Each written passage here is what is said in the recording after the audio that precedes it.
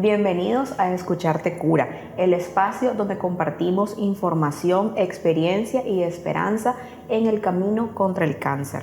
Soy la doctora Marta Tercero y hoy hablaremos de un tema que genera muchas dudas, la radioterapia.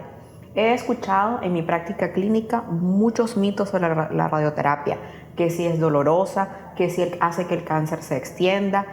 Le tienen mucho temor a los efectos adversos de la radioterapia porque hay muchos mitos sobre eso.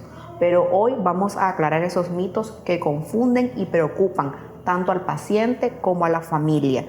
Porque en oncología, conocer la verdad sobre los tratamientos ayuda a vivirlos desde una mejor confianza y de una manera más tranquila para el paciente. Hoy nos acompaña la doctora Libet López. Ella es especialista en radioterapia oncológica con una alta especialidad en radioterapia pediátrica, ¿verdad? Ella nos va a ayudar a desmitificar estas creencias que tenemos sobre la radioterapia y el verdadero y las cosas que sí pueden ser verdad, porque a lo mejor pensamos que es un mito, pero puede ser una verdad. Bienvenida, doctora. Muchísimas gracias, doctora Tercero. De hecho que hay que aclarar muchas dudas por las cuales me visitan y muchos de los pacientes dentro de las redes quieren aclarar. Uno de los mitos más comunes es que si la radioterapia conlleva a una quemadura.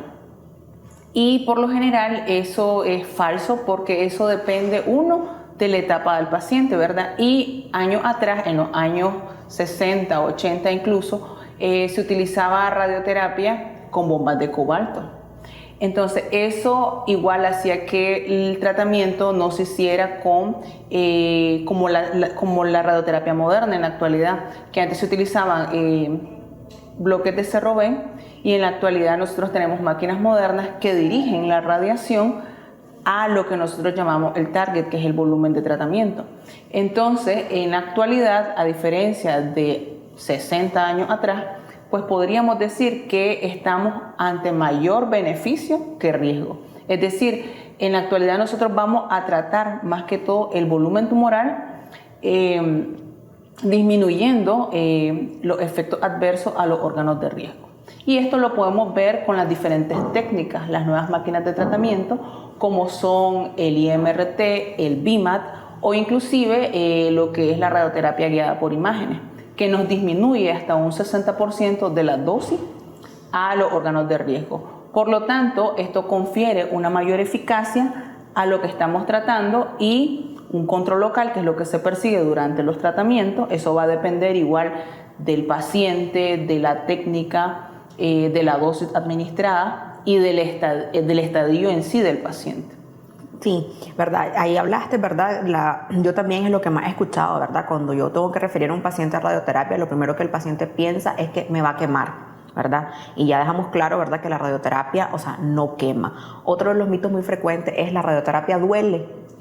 La radioterapia no se ve, no se siente. Eso es algo muy importante y que bueno que lo recalcas, porque eso depende también, como te decía anteriormente, del estadiaje. No es lo mismo, por ejemplo, en un caso de mama, que vaya a radiar una mama conservadora, es decir, una mama que se complementa tanto de la cirugía conservadora más radioterapia, a que ustedes radien a un paciente con un tumor exofítico o incluso ulcerado. En ese caso, lo que nosotros hacemos con la radioterapia, que en este caso ya de ser conservadora de un contexto curativo a un contexto de una masa exofítica sangrante o ulcerada, en un contexto paliativo, ahí sí se puede confundir el término, que creen que incluso el paciente se está quemando.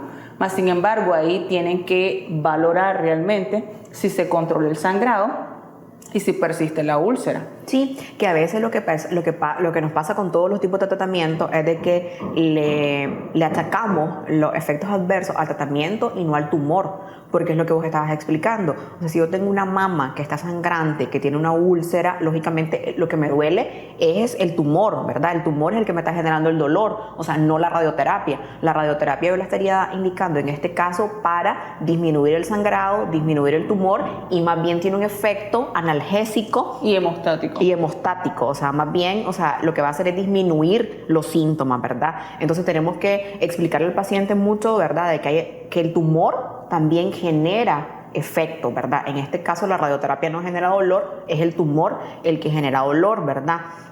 Otro de los mitos que he escuchado sobre la radioterapia es que sí me tengo que aislar.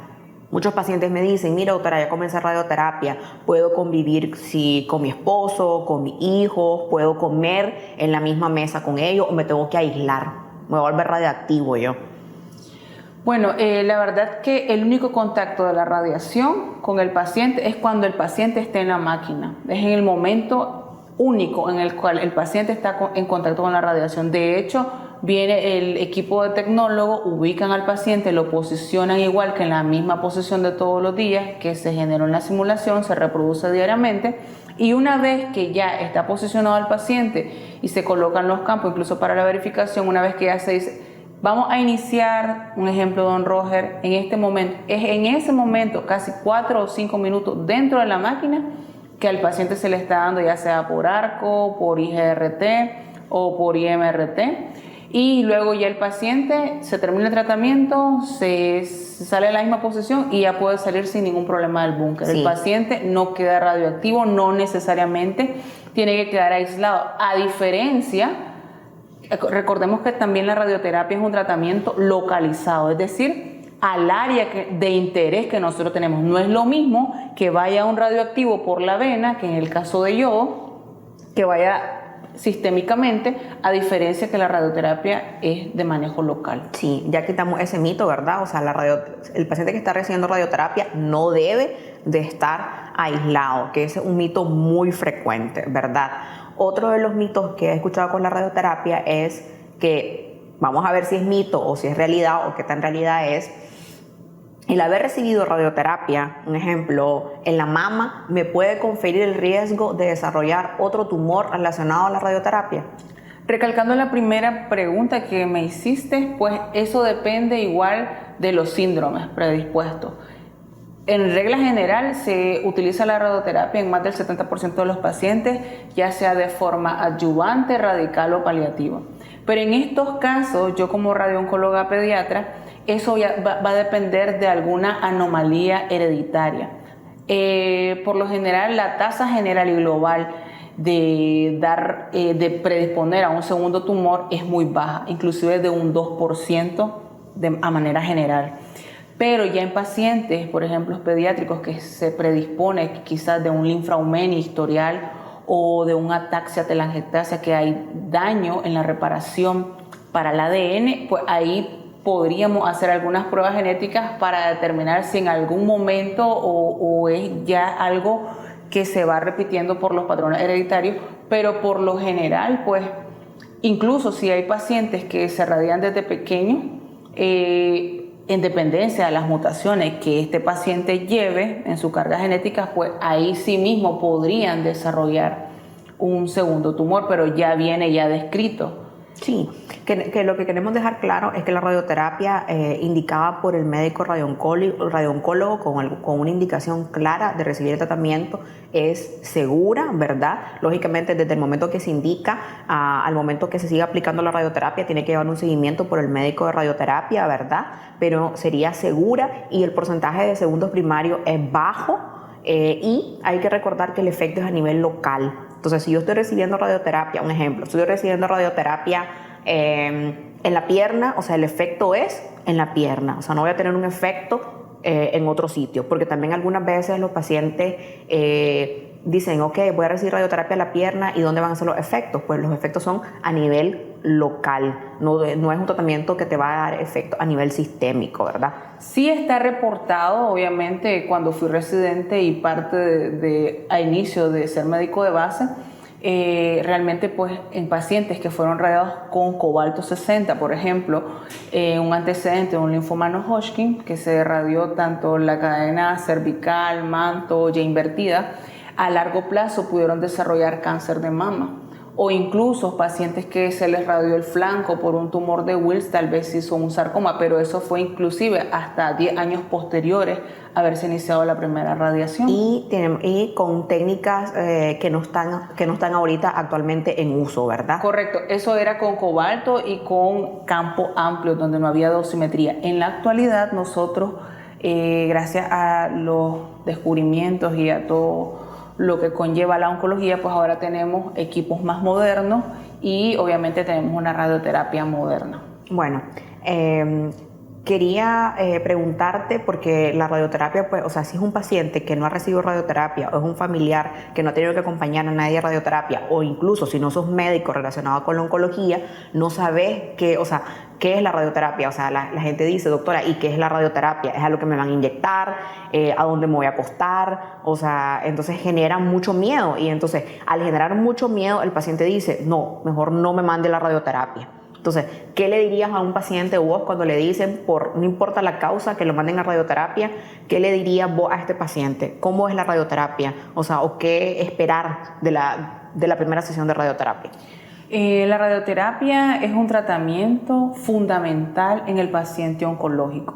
De hecho, existimos 3 tipos de oncólogos, como es el oncólogo clínico, el cirujano oncólogo y el radioterapeuta oncólogo. De hecho, la radioterapia es un tratamiento a base de radiación ionizante. Nosotros, a través de una planificación, de una tomografía de simulación, evaluamos todos los estudios de extensión para determinar si es un área en sí la que vamos a radiar o son varias. Eso va a depender de la intención, si es curativa o paliativa. Entonces, en ese caso, nosotros lo que hacemos es, por ejemplo, vamos a volver a poner una mama conservadora, en el cual vamos a delimitar el seno mamario más la cicatriz, y el estándar actual son 15 sesiones, que es un hipofraccionamiento estandarizado. Esto conlleva que vamos a radiar tanto en la mama como la cicatriz. Bueno, si no hay ganglios axilares positivos, solo se va a radiar la mama como tal. Los efectos, como muy bien lo decías, van a ser locales, va a ser prácticamente la mama, la piel. Puede haber, lo más destacado que hemos valorado es el cansancio, más que todo agotamiento físico, no es un cansancio como de dificultad respiratoria.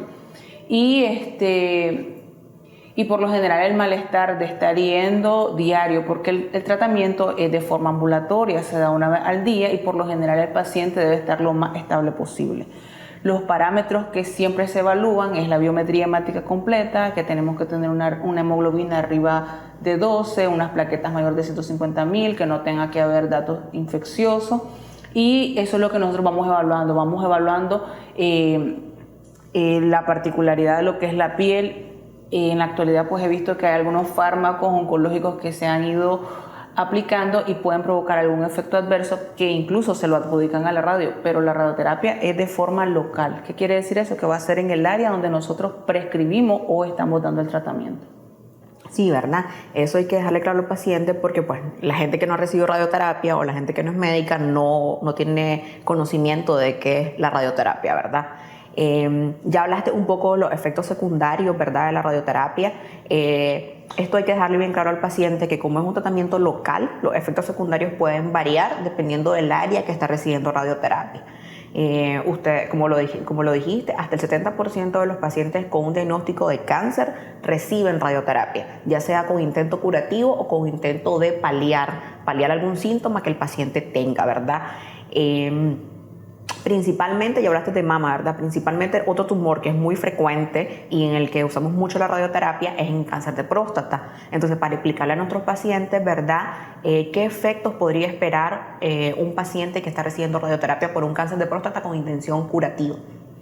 Ok, has preservado el órgano, es decir, tiene la próstata. Correcto, igual va a ser radioterapia pélvica, obviamente con nuestro objetivo fundamental, que sea la próstata. En dependencia del riesgo hay que ver si vamos a incluir las glándulas seminales, y es como yo les digo, el paciente adelante tiene la vejiga y atrás tiene el recto. Entonces, esas son las áreas que por lo general van a percibir algún síntoma. Y esos por lo general pueden iniciarse a percibir 2 semanas después de iniciar el tratamiento de forma local. ¿Qué puede haber? Que si el paciente orina más frecuentemente, bueno, hay que tener en cuenta si tenía incontinencia, eso se va a ver acentuado. No es que la radioterapia provocó la incontinencia. Igual en el área de recto puede haber, en algunos casos los pacientes pueden percibir estreñimiento o inclusive pues pueden presentar algún cuadro diarreico. Y sobre todo la piel se puede irritar, pero en la área de pliegues, tanto en las regiones inguinales como en la región interglútea. Por eso es muy importante al paciente también educarlo. Tiene que si preserva la próstata, pues también tenemos que hacer un llenado de vejiga antes de la simulación para proteger la vejiga como tal, y mantener sus chequeos, y conforme a su caso, su médico radiooncólogo, su asistencial va a irle recomendando conforme vaya pasando las semanas, porque como les decía, los efectos pueden iniciarse a presentar 15 días después de iniciado el tratamiento y luego irse acentuando, que gracias a Dios, y obviamente los estudios lo pueden decir, son síntomas que son temporales y son tratables, no van a ser permanentes. Sí, la verdad es que te digo yo, en mi experiencia clínica que tengo desde el 2018 manejando pacientes con cáncer de próstata, que he enviado a radioterapia en pacientes que han preservado la próstata y con intento curativo, la verdad es que no he visto un paciente que hayamos tenido que suspender la radioterapia de manera definitiva por algún efecto adverso, ¿verdad? Si se ha hecho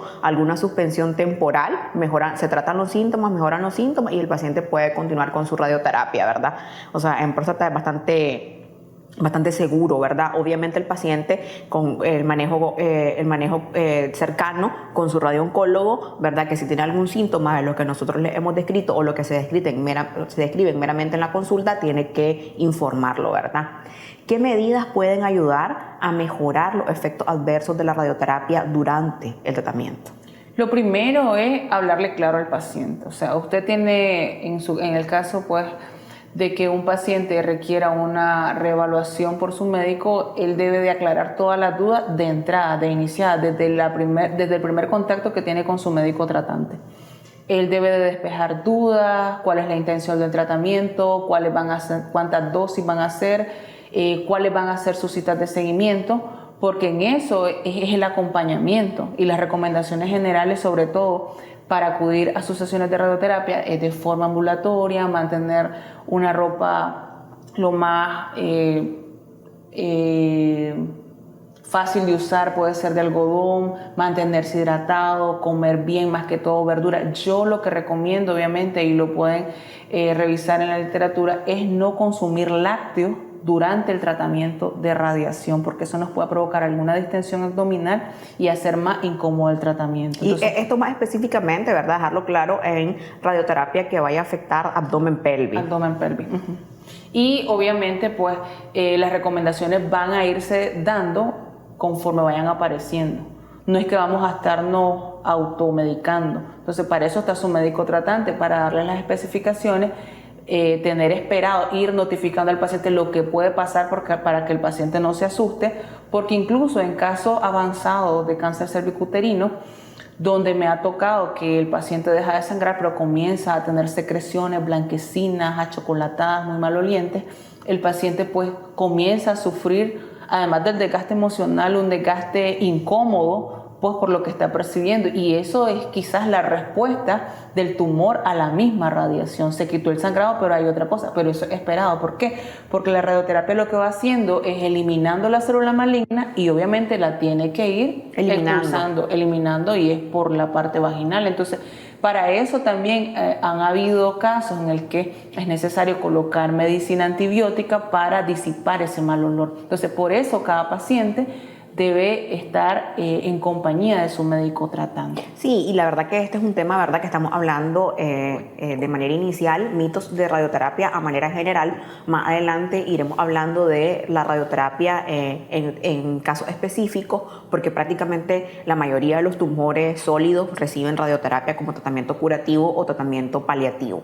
¿Qué se le podría decir a un paciente que va a iniciar la radioterapia para que llegue con mayor tranquilidad? O sea, ponele, ya se hizo la simulación y el día de mañana inicia radioterapia. O sea, 5 medidas que le dirías al paciente que tiene que cumplir o cosas que tiene que hacer para que vaya más tranquilo.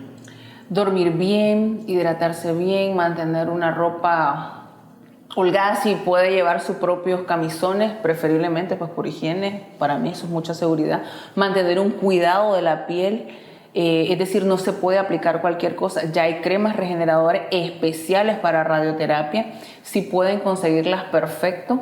Y no aplicarse cualquier cosa, ni aerosoles, ni alcohol, ni aceites, nada en el área tratada, a solo que se lo pregunten a su médico, porque eso perfectamente se puede leer y ver si realmente puede ayudarle o más bien empeorar, porque de hecho la parte de la piel que se sensibiliza es con radiación ionizante. No es como una quemadura de un mofle, de una moto, no es una quemadura cualquiera.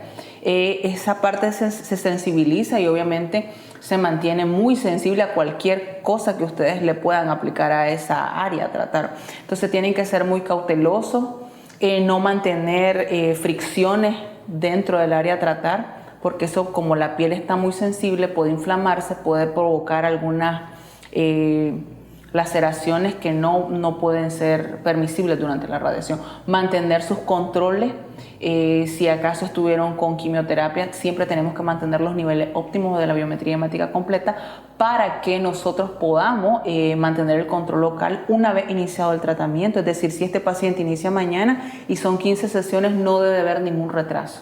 Esa es una recomendación general que siempre les hago y que tienen que cuidarse para que el control local sea fundamentado y podamos llegar a tener una respuesta muy buena. Bueno, mira, algo que ya mencionaste 2 veces, ¿verdad? Pero para que la gente no le quede la duda de por qué la doctora ha mencionado 2 veces que tiene que tener niveles óptimos de hemoglobina, ¿verdad? Esto tiene que ver con el mecanismo de acción de la radioterapia, ¿verdad? Entonces, a manera breve, explicarles por qué es tan importante, por qué es tan importante tener un nivel de hemoglobina óptimo antes de recibir radioterapia, y es algo que te van a estar haciendo chequeos en cada consulta que vayas donde el radiooncólogo, te van a estar pidiendo una biometría. En algunos casos de manera más frecuente, en otros casos de manera menos frecuente, pero ¿por qué es importante mantener un nivel de hemoglobina óptimo para que la radioterapia sea óptima, efectiva? Bueno, de hecho nosotros hablamos radiobiológicamente de los aspectos que tienen que ver con la radiación. Hablamos del tipo de célula que vamos a radiar y sobre todo nosotros trabajamos mucho con la oxigenación del tejido. Entonces, a mayor oxigenación va a haber una mayor respuesta a la radiación y un mayor control local. En esto tienen que ver las 6 R de la radiosensibilidad, y una de las más importantes es la reoxigenación, que tiene que ver con la hemoglobina, y los valores óptimos son de 12, que sí permitimos a veces que sean 10 gramos, porque a veces pues el paciente ha tenido sangrados, episodios de sangrados que no se han podido controlar, y en ese caso pues ya nosotros le somos claro al paciente, pero de hecho que nosotros debemos de tener una hemoglobina óptima. Exacto. Lo que pasa es que como hay algunos tumores en los que el tratamiento con radioterapia es el más efectivo, por ejemplo, el cáncer cervicuterino, ¿verdad? En etapas localmente avanzadas, que el principal tratamiento es la radioterapia, pero sabemos de que son pacientes que por los síntomas del tumor están con mucho sangrado, y en esos tumores a lo mejor es que se permite, ¿verdad?, que el paciente pueda tener hasta hemoglobinas de 10. Pero como vos decías, es muy importante. ¿Por qué? Porque si nosotros tenemos hemoglobinas más bajas, la eficacia de la radioterapia es menor.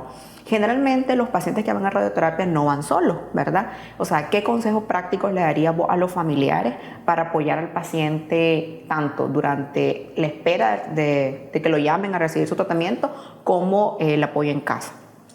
Por lo general, el acompañamiento, si el paciente esté estable, es ambulatorio, pues es más fácil que a un paciente que esté crítico, ¿verdad? Que inclusive pues esté en silla de ruedas.